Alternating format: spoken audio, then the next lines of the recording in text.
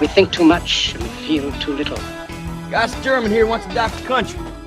Oblige him. Nobody puts baby in a corner. What did they put in your kibble this morning? Yo, Adrian, let me rock you. Why do you suppose I just hurled a chair at your head, Neiman?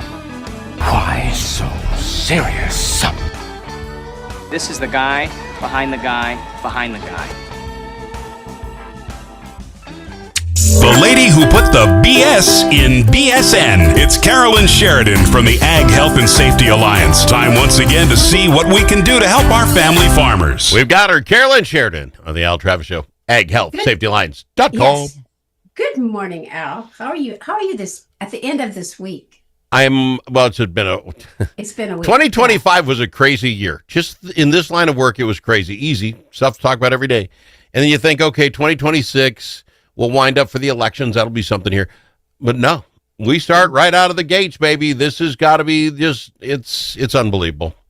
And then I get disappointed in Carolyn, so I got that too. Oh, do you know another Carolyn that you're disappointed in? No, you. Oh my gosh! I see what you want to talk. I see what you want to talk about, and isn't the safety tip this week about how to handle rain and ice? Oh my goodness, this is January in Minnesota and it rained. Yeah, you don't know what to expect. You absolutely don't. I did talk to my granddaughter yesterday. We were playing games online because they had no public school. And she was just telling me about how school she said we took our coats off, we took our sweatshirts off. Everybody's coat was on the ground. It was so hot. Grandma, it was so hot. No, wait a minute. Wait, go back. You're playing video games with your grandkid online? No, board games. You can play board games online. Is this expected of grandparents? I'm out. Oh my gosh, I love it. It was great. It was absolutely great. Oh, it is not. Stop it. No, but you're playing shoots and ladders online like it's somehow better than if it's the fairy game. They picked the card for me. What is it called? The fairy. That game. is highly inappropriate. No, it's not. There's the fairy game. It's great. And I'm just saying that it was about the weather. Really, my grandkids were even talking about the weather that they didn't know what to do with their coats and mittens because everything was too hot. It was hot. Well, we're not talking about that today because evidently don't care about the slipping and falling. It rained and then it got really cold overnight. It was slickery. It was, and here as well. When you let the dog out, they kind of like skitters stop and stuff. You know it. No, we actually generally, because Al and I have been doing this for a bit, I can say we generally talk about Al every year on his birthday about his health and about what screenings he should. We didn't even. I have never noticed that, but we do. We do, and we missed it. Well, that's because out of town. I know. So we can talk about you, Al, but really, we do talk about men's health first. We can talk about women's health too. But men are the guys, and our farmer guys, that tend not to do the annual physicals and do the stuff to stay on top. That's because not much changes year to year. Oh, that's why. Well, yeah, you don't think so? No. I mean, let's just say the old heart attack thing. Let's just go with that. That doesn't happen one year. It doesn't just happen one day. It's like, oh, remember that? Al was in great shape, and then yesterday he had a heart attack. No, this is a build-up program, right? It slowly builds up. So this is why we don't care so much. Well, unfortunately, that's not true. I think that would be great. What do you mean? You have great heart, and the next day it is all full of... But you don't know that you have a great heart, or you don't have a great heart, because sometimes the first symptom of a heart attack is sudden death. And that's like the biggie. The sudden death is when you know you were wrong. And I find that an interesting statement, actually, because the first sign, well, I guess for everybody else, but historically, men have been hesitant to seek medical attention, and let's go with the dentist as an example. Yeah. How often do you go to the dentist every year? I do. The dentist people are going to hate me for this. I go when a tooth hurts. Do you know dentist people? Like, are they? Well, if they listen to the show, they're going to hate me. I go when my teeth hurt. If I get a tooth that hurts, and I go in, you know why? Because they don't change that much year to year. I brush them, I floss them. I enjoy flossing. My wife will say, you floss too much. I think it's almost a game to keep my hands busy at night. I'm a flosser. So why do I got to go to the dentist? Al now. He loves to floss his teeth. I'm a flosser. And the fact they came up with like the pre-done plastic tip things, so much easier. Back in the day when you roll off a piece and ring your finger, That made it very hard to watch TV and do. You can pick your teeth now. Boom, watching TV the whole time. Wherever you want. You can annoy people next to you on Except on a plane. I don't want to hear that. On a plane. Yeah, and they have new little toothbrushes too that are already they have toothpaste on them. At the end, you just peel it open. It's like a travel thing. Do you use the electric in the toothbrush department? I do not. Oh, you are missing out. It's like a little massage for your mouth, and if it can does 10,000 circles for the one I would have done, I'm way up. I believe in the technology when it comes to toothbrushes. So so you probably do fine only going to the dentist when your teeth hurt. That's actually on the list. There's all these checklists. Yeah, making sure you're going to the dentist. It's actually the preventive health screenings and checkups, that I'm talking about instead of waiting until something happens. But it is pretty common, and there's all kinds of people that will say this in articles that say it, that farmers particularly don't go. Many farmers haven't been for, they're 60 and they've never been to a doctor. There are some very simple exams you can get done. And, we have an older population in farming. So if you're on Medicare, that's all paid as preventative health care. A lot of our insurance pays for them too, right? You don't even have to, it's like first dollar coverage. So we can't say that it's going to cost us money because these are preventative health screenings. I think people are worried they're going to find something. I think that's the thing. If I go, then somebody will find something the matter with me. Well, I think it's how they look. Let's just go with the colonoscopy.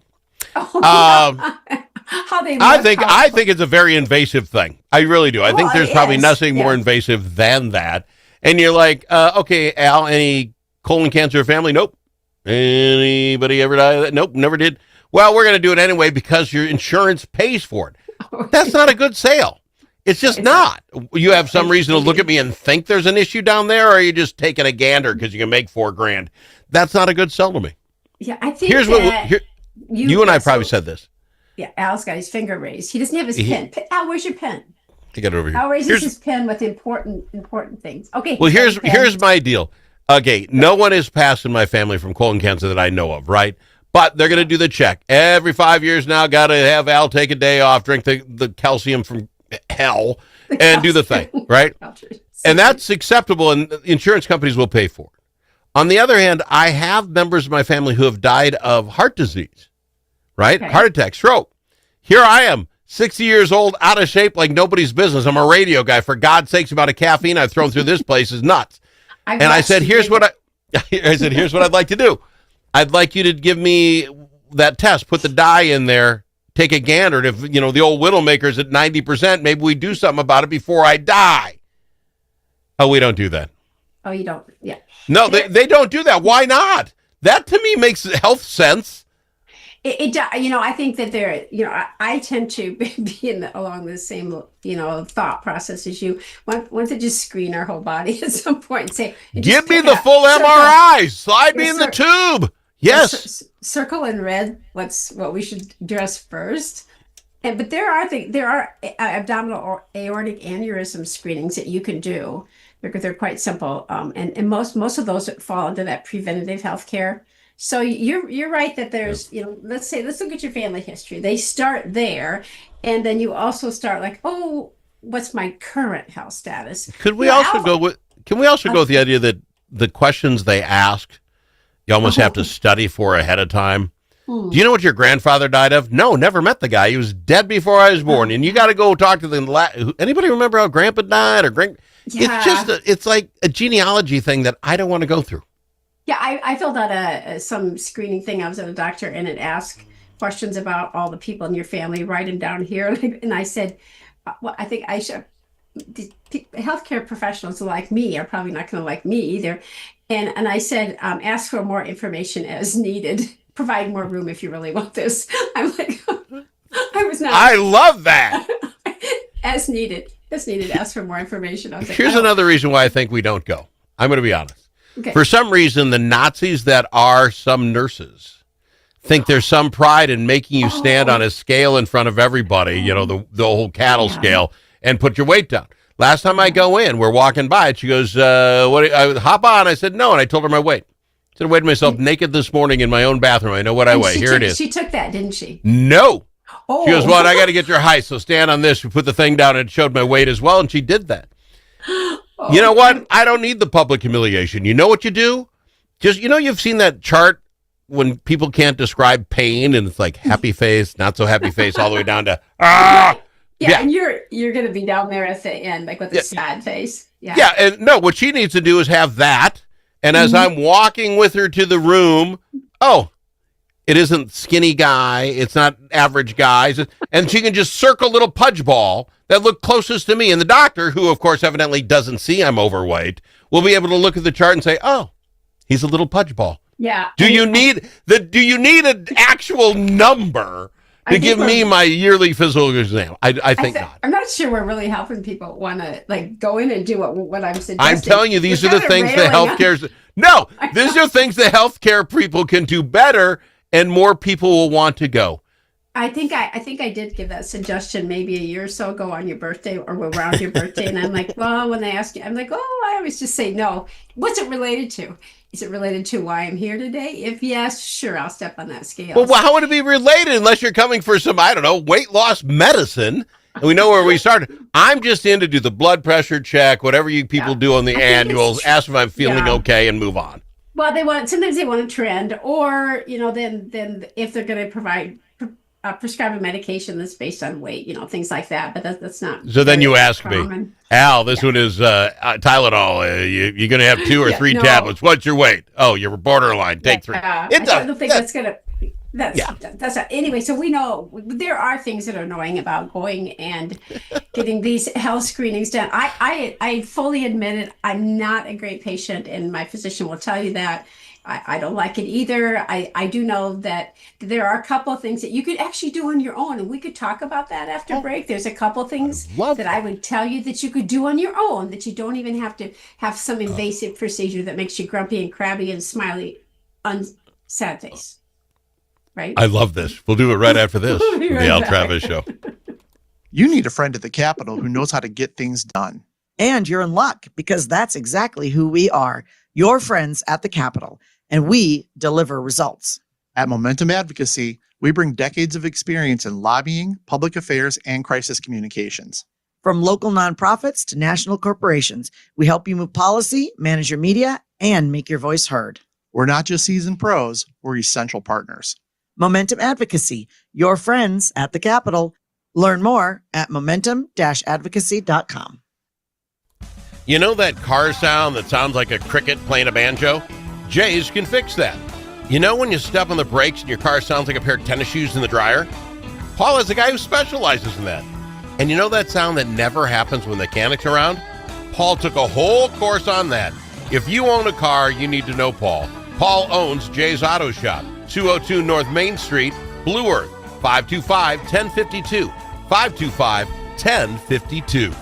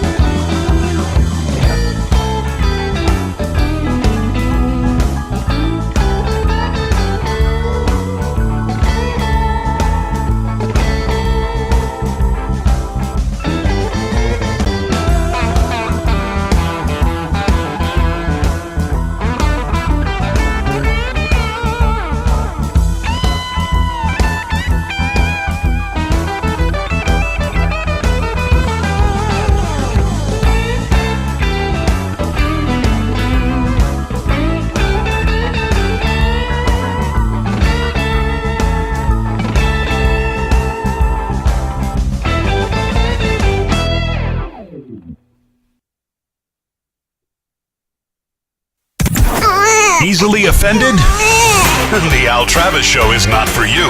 The Al Travis Show. All sides are welcome. I throw this out to Carolyn, Sheridan's Ag Health and Safety Alliance, try to do some preventative screenings, that sort of thing. I think one that I would absolutely do, and they should just have it like at the Walmart, is like skin cancer screening. Well, no, I read this somewhere that in America, most skin cancers on the left side. And in Europe, it's on the right side because of car driving. Yeah, that's true. And I'm like, that's very true. Man, the amount of time my left side is at a window and I'm more apt to get cancer there. You don't need a lot of sun. Some people don't need a lot of sun to get the cancer. And the sun's up almost every day. So I would think that would, and plus that's one, if you get early, you're cured, right? They can take that off, nip that in the bud. That's absolutely right. So isn't that a good screening? Everyone should do that. Everyone should do that. And there's also some good tips you can do. You can check yourself, and then you can have your partner check you too. Like, is this mole like bigger or whatever? Get the old Sharpie out and circle it. Maybe don't do that. But that doesn't. You know why that doesn't work? It's the pressure behind it. If all of a sudden I was like, all right, I see that. I don't think it grew any. And look again, and now you're annoyed because you looked at it for the 6th year in a row. I don't remember. It looks fine. And then all of a sudden it's cancer. You're like, you're the worst husband ever. Yes. Let a doctor take measurements and stuff. Yeah. That's right. And there's places you can go. There's dermatologists. You don't necessarily have to walk into your physician's office. There's other places. There's like skincare people that do really simple screenings. Yes, that was one of them I was going to mention that you can do on your own. It's really pretty non-invasive. That's one. And the other one I was going to mention was blood pressure. If you have hypertension in your family, there's all kinds of gadgets. There's the one that we have now that you just put on your wrist. Yeah, you can look at your own blood pressure. You that's can read no it if you get fun. The doctor, 2 years ago, I went to my physical and I showed up and I had high cholesterol. And my blood pressure was up, but I told her straight up, I said, do you know how much caffeine I've had since I got up this morning? And she goes, you think that affects it? I said, you're the doctor. So she actually had me buy a cuff, whatever you guys call it. Oh, yeah, one of the ones you just push the button yourself. Yeah. Yeah. Yes. It's a video game. I do it all the time. She gave me a little book to keep track. I absolutely do. I get up in the morning. Head downstairs before I will take it. Now, I'm not drinking pop anymore. Sip of coffee. I got to plug myself in, make sure my feet are hanging straight down and not, on the floor and not cross-legged. And I do you're doing it properly. Good job, Al. Yeah, and then I do it, and then it's high because I literally just walk down the stairs into the couch. Oh, so you wait. So if I do it again? sit for a couple, 3 minutes, and then it's back to normal. And then the game is to control your breathing and see if you can get it even lower. It's like a whole video game. Al, how do you even get anything done? Because you're busy trying to get the best blood pressure possible. Thank you, Stephanie. That's exactly my wife. She hears me hit that button for like the 6th time. It's, what are you doing? I said, I'm lowering my numbers, hon. And then I put the best number in my... And I'm only going to write down the good number. Is that where we're at? Yeah, that's where we're at. So when you go... I suggest everybody get one. It's a video game for your health. Fun. Well, we have at our family, when we get together as a family, the blood pressure cuff is there, just sitting there, because people traditionally, everybody eventually wants to get their blood pressure checked, like at Thanksgiving or something. But like the ones at the Walmart never work. They always got that seat there. Throw your arm in. Never works. Get your own. Well, they're you can, and they're not really that expensive. So there's a couple we just talked about, but really the reason that we promote this is that there are times if we catch something early, then it's we can take care of it before it becomes serious. And you can, and last week we talked about just pick one thing, and that's kind of my motto, like I don't want to overwhelm people with what they need to do.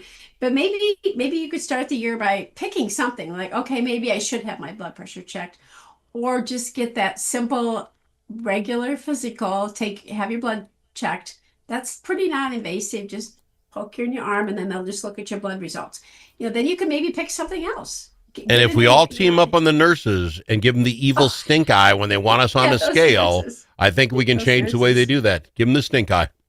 Yeah, well, nurses, well, I'm just going to use myself as an example. Sometimes we're more often we don't do what we say, tell somebody else to do. We don't like it either. We really don't. I can't So we imagine should be asking people every day, understanding. can I get your weight? It's got to be just the most embarrassing thing. And then the only job you get after being a nurse is you go to the state fair and then you like guess people's weight for, Cupid dolls and that sort of thing. It's the only other job training you got. I got to fly. I'm out of time.